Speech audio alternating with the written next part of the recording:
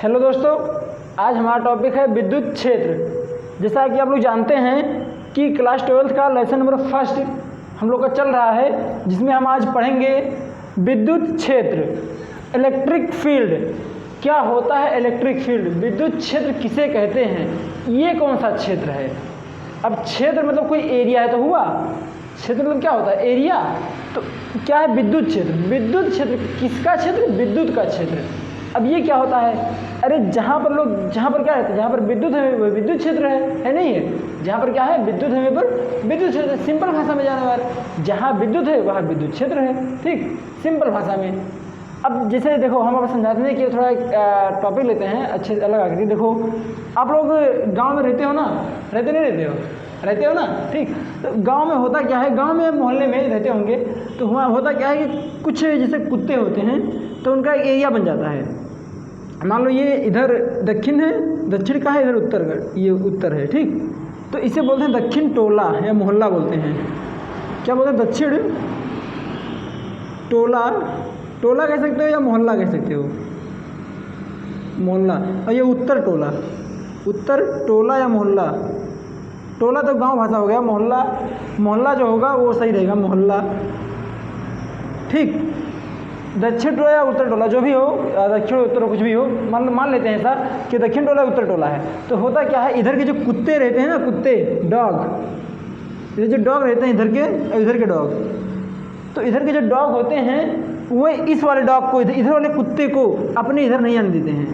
क्यों, जैसे इधर गए तुरंत इन्हें भौंकना शुरू, लड़ाई मार शुरू हो जाता है, तुरंत झगड़ा करना, मतलब भौंकने के लिए तैयार, लड़ाई मार शुरू कर देंगे। इधर की चले गलती इधर, और इधर के इधर चले आए तो तब भी वही हाल। समझाया, मतलब होता क्या है कि यहीं से बॉर्डर है, यहीं से उनका बॉर्डर रहता है, इतना क्या है उनका एरिया है, ये कुत्तों का एरिया होता है, और यहाँ से इनका इतने कुत्तों का एरिया है।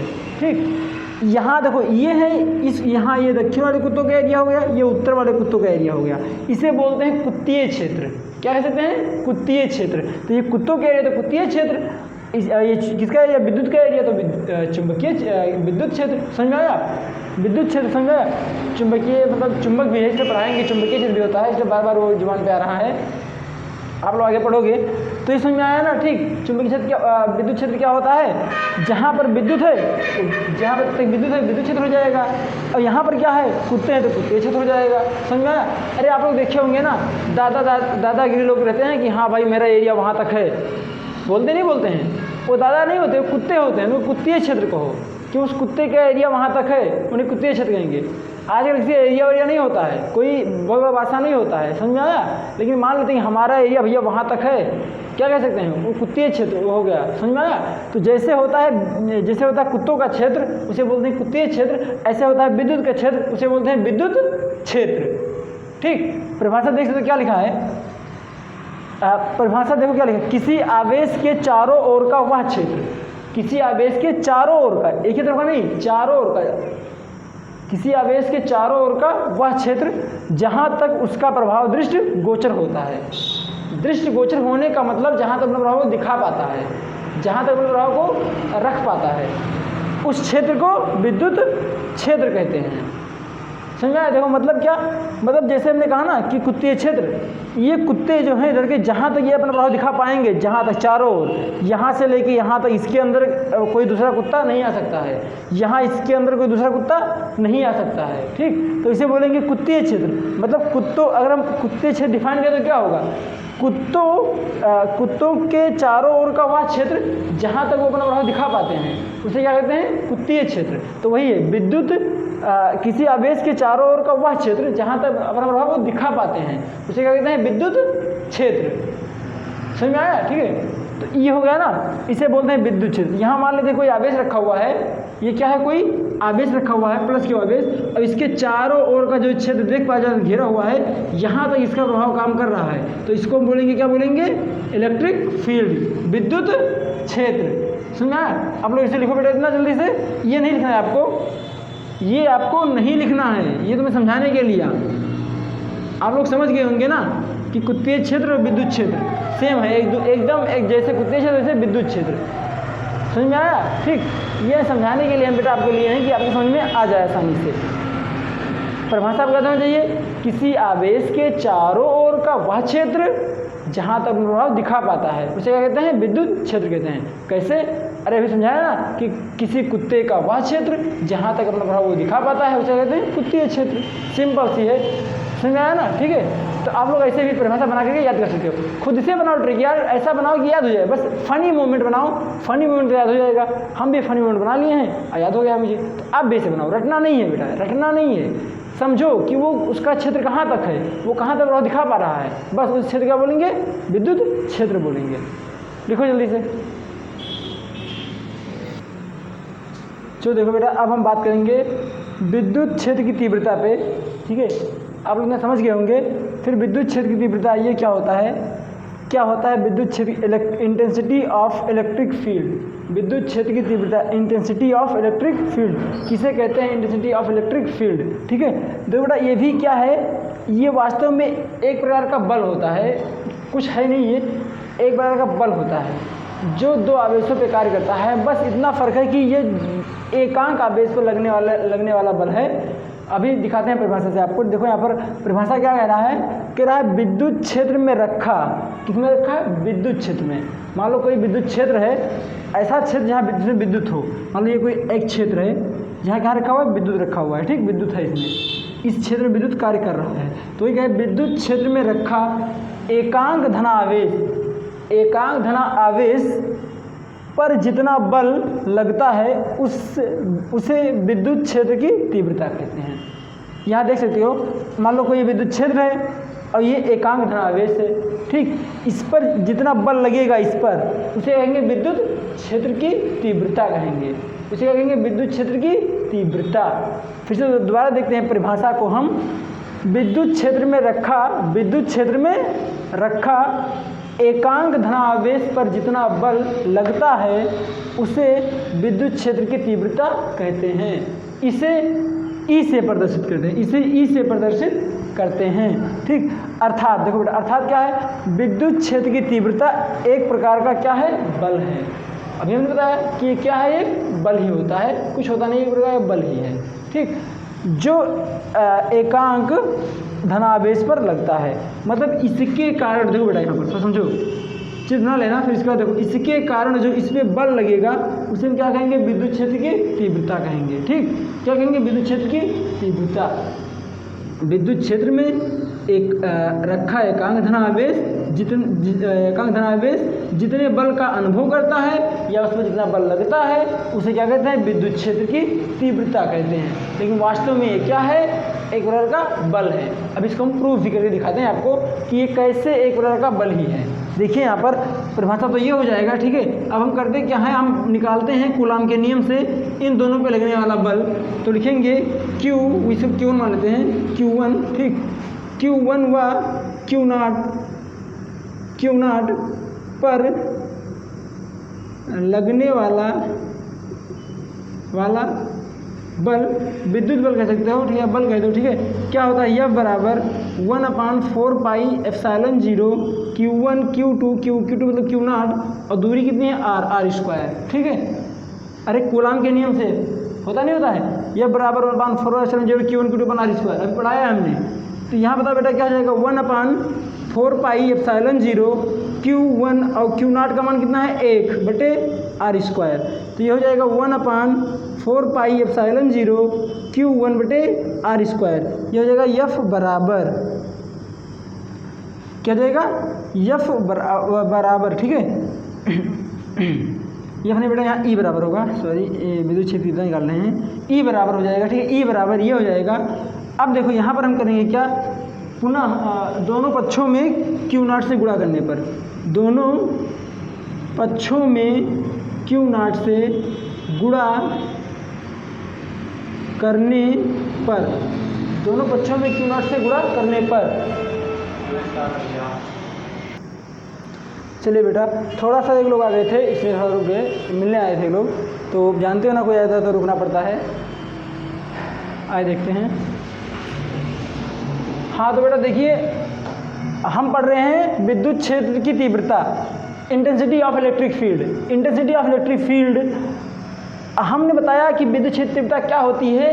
विद्युत क्षेत्र तीव्रता एक प्रकार का बल है। क्या है? एक प्रकार का बल है। ये कुछ है नहीं, ये एक प्रकार का बल ही है। कैसा बल है? ये ऐसा बल है जो एकांक आवेश पर लगता है। किसके कारण? किसी दूसरे आवेश के कारण।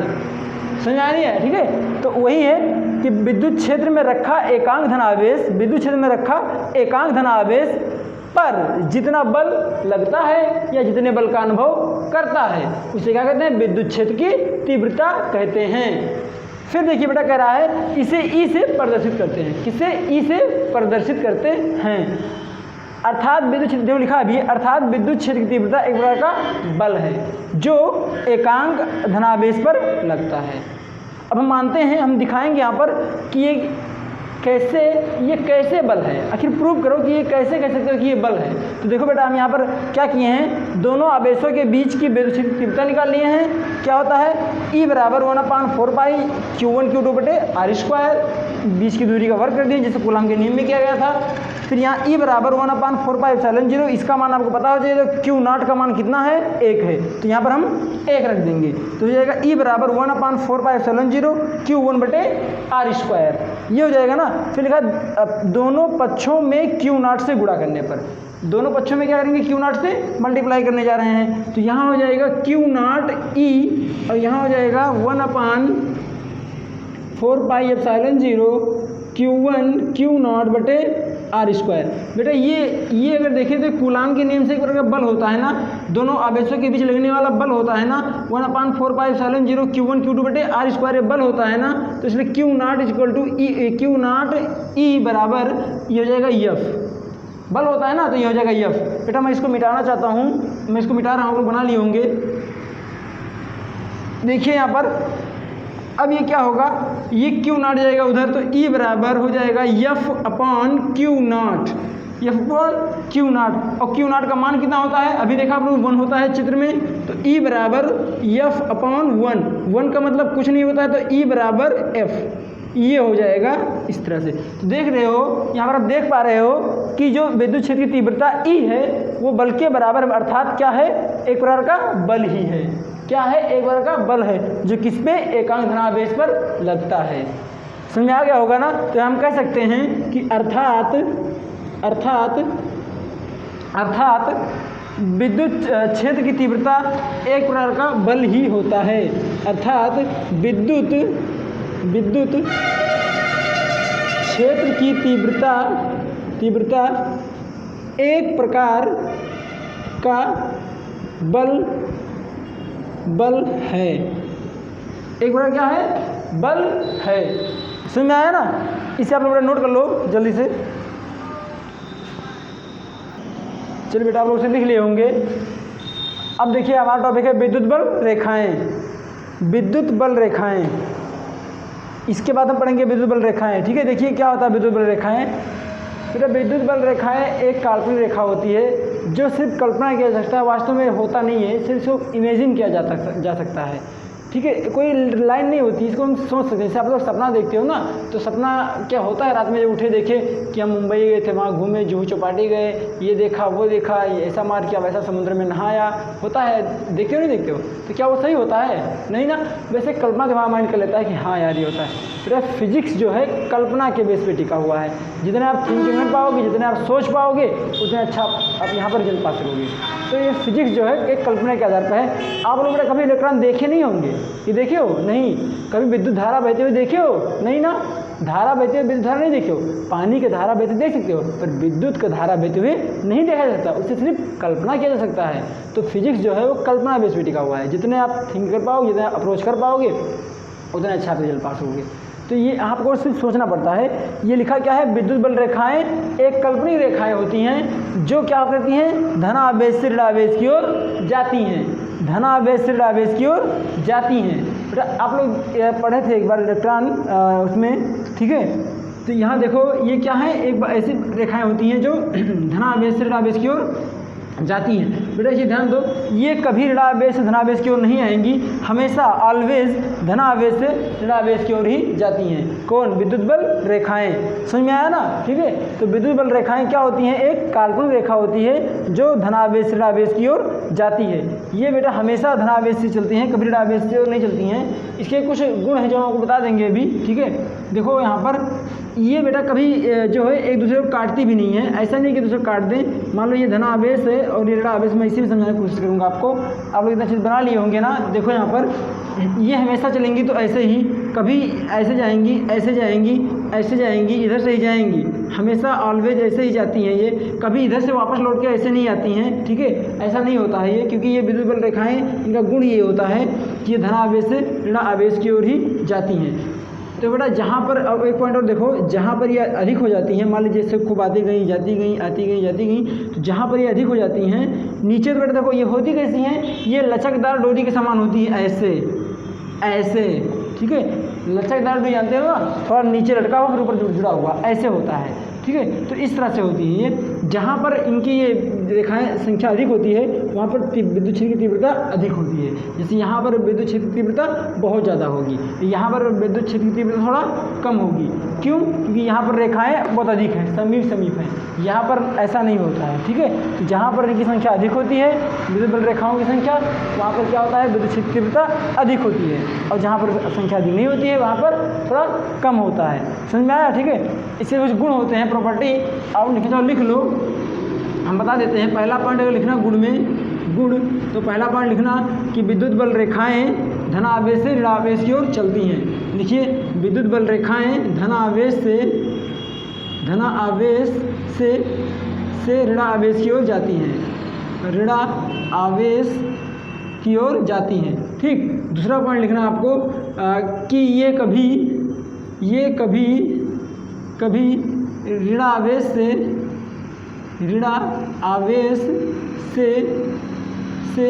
धनावेश की ओर नहीं आती हैं, धनावेश की ओर नहीं आती हैं, धनावेश की ओर नहीं आती हैं। तीसरा पॉइंट अगर आप लिखना चाहो लिख लो कि विद्युत बल रेखाएं एक दूसरे को कभी नहीं काटती हैं, कभी नहीं काटती हैं। विद्युत बल रेखाएं एक दूसरे को कभी नहीं काटती हैं, कभी प्रतिच्छेद नहीं करती हैं। ठीक, अगला पॉइंट लिखना चाहो तो लिख लो। चौथा पॉइंट कि विद्युत बल रेखाएं एक ही दिशा में चलती हैं, विद्युत बल रेखाएं एक ही दिशा में गमन करती हैं, कह सकते हो। ठीक है, या उसमें खींचा गया स्पर्श रेखा उसकी दिशा को बताता है। विद्युत बल रेखाओं पर खींची गई स्पर्श रेखा उसकी दिशा को बताता है। मान लीजिए यहाँ पर देखो बेटा, समझ लो पहले, मान लीजिए यहाँ पर ये है, अब इसको कोई रेखा खींचेंगे ऐसे, तो ये जो बताएगा ये इसकी दिशा को बताएगा कि ये इधर जा रही हैं। समझ में आया? तो वही कह सकते हैं कि विद्युत बल रेखा पर खींची गई स्पर्श रेखा उसकी दिशा को बताता है, उसकी दिशा को बताता है। अच्छा, तो आप ये समझ पाए ना? ठीक है, तो ये कुछ पॉइंट नोट रख लो आप लोग। ठीक है, देखो बेटा यहाँ पर जो हमने समझाया है ये बहुत विशेष पॉइंट ध्यान रखना। मेन पॉइंट इसका यही है कि विद्युत बल रेखाएं जो होती हैं धनावेश से ऋणावेश की ओर ही जाती हैं। ये निकलती कहाँ से हैं? धनावेश से, जाती कहाँ है? ऋणावेश की ओर। ठीक है, अच्छा मैं आपसे कुछ चीज़ बनवा रहा हूँ, बताइए इनमें से कौन सा चित्र सही है और कौन सा चित्र गलत है। ठीक है, देखिए यहाँ पर मैं आपको, अगर समझ गए होंगे तो आपको तुरंत समझ में आ जाएगा कि हाँ सर ये गलत है या फिर ये सही है। देखिए यहाँ पर मान लीजिए ये कोई धनावेश है और ये कोई ऋणावेश है, यहाँ पर कोई ऋणावेश ले लेते हैं। ठीक, और हम कह रहे हैं ये भी एक आवेश है, ये भी एक आवेश है। मैं इसका चित्र कुछ ऐसे दिखा रहा हूँ, देखो यहाँ पर इनमें कौन सा चित्र सही है और कौन सा चित्र गलत है, ये आपको बताना होगा। ठीक है बेटा, ये आपको बताना होगा कि कौन सा चित्र गलत है और कौन सा चित्र सही है। देखिए यहाँ पर ये देख लीजिए इधर। ठीक है, मैं इस चित्र को बना रहा हूँ, थोड़ा आप ध्यान से देखिएगा, कहीं गड़बड़ ना कर दो आप लोग। ये हो गया। ठीक है, और यहाँ पर भी मैं सेम चित्र बनाऊँगा, एकदम से सेम, वैसे ही बना रहा हूँ। लो बेटा, इसको हम अगर फर्स्ट कह देते हैं, इसको हम सेकंड कह देते हैं। बताओ इनमें से कौन सा सही है, फर्स्ट सही है कि सेकंड सही है, कौन सा सही है? यहाँ पर देखो क्या देख पा रहे हो और इसमें क्या देख पा रहे हो, कुछ समझ में आ रहा है बेटा? यहाँ पर देखो क्या दिख रहा है, यहाँ पर देखो क्या दिख रहा है। देखो यहाँ पर दिख रहा है ना कि विद्युत बल रेखाएं आ रही हैं, यहाँ पर विद्युत बल रेखाएं आ रही हैं, तो कौन सही है? विद्युत बल रेखाएं कहाँ पर आती हैं, प्लस पे कि माइनस पे? अच्छा, निकलती कहाँ से हैं? प्लस से निकलती हैं ना, तो ये निकल रही हैं कि आ रही हैं? ये तो कह रहा है आ रही हैं, तो ये सही है? ये नहीं सही है, और ये कह रहा है आ रही हैं, तो प्लस से निकल के कहाँ पे आती हैं? माइनस पे आती हैं ना, तो ये सही है। हाँ, इस पे आ सकती हैं, इस पे आती हैं, इस पे नहीं आती हैं। इससे क्या होती है? इसे रिलीज होती हैं। अगर इस तीर को हम इस तरह कर दें, मान लो इसको ऐसे बना दें, ये यहाँ से निकल रही है बेटा, यहाँ से क्या हो रही है? निकल रही हैं। विद्युत बल रेखाएं से निकलती हैं, प्लस क्यू से निकलती हैं, ठीक। अब ये चित्र क्या हो गया? सही हो गया। अब ये चित्र क्या हो गया? अब ये सही हो गया। समझ में आया ना? ठीक है, तो आपके समझ में आ गया होगा कि विद्युत बल रेखाएं क्या होती हैं? धनावेश से निकल कर ऋणावेश की ओर जाती हैं। ये एक काल्पनिक रेखा होती है, ठीक है ना? समझ में आ गया ना विद्युत बल रेखाएं क्या होती हैं? इसकी गुड लिखा दिया हमने, इधर आप लोग लिख लीजिएगा, ठीक है बेटा? तो ये हो गया विद्युत बल रेखाएं। विद्युत के कुछ इंपॉर्टेंट टॉपिक थे ये, इसलिए हमने इसे डिस्कशन करना ठीक समझा। बेटा आप लोग इसको एक बार रिवाइज जरूर करना और पढ़ना यार थोड़ा, ठीक है? पढ़ो, खुद से इमेजिन करो, सोचो, थिंकिंग करो, तभी आप